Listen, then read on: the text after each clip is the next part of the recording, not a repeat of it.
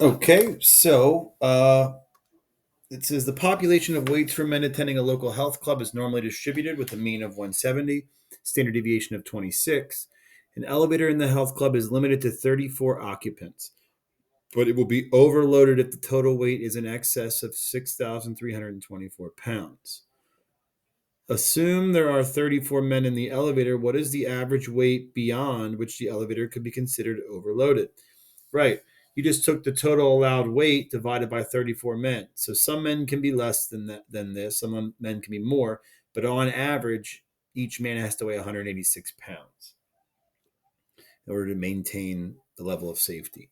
What is the probability that one randomly selected male health club member will exceed this weight? So we're looking for the probability of a randomly selected um, male to be have a weight greater than 186. So this is just going to be a normal CDF problem. The lower bound is 186. Upper bound is going to be some big number. Mu, we are going to 170, and the sigma is 26. This is for one person. So that's going to be 0.2692. Now this says if we assume that 34 male occupants in the elevator are the result of a random selection, find the probability that the elevator will be overloaded. So now we're saying a sample of 34 occupants. Nothing changes. We just want to know if the average of those 34 is over this. So we're just going to talk about conducting a sample instead of one.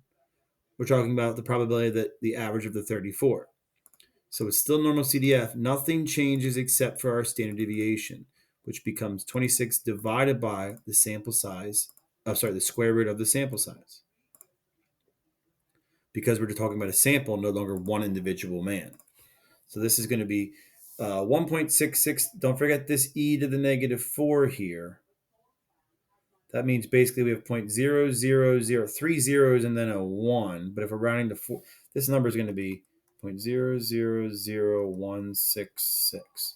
4 decimal places is going to be 0.0002. Now, if the elevator is full on average 5 times a day, how many times will the elevator be overloaded in 1 year? Well, it'll be how many times is it full? Well, we do 5 times 365. It's full 1,825 times. If it's overloaded 0.0002, we multiply this by 0.0002. So it looks like the number of times it will be overloaded is 0.365.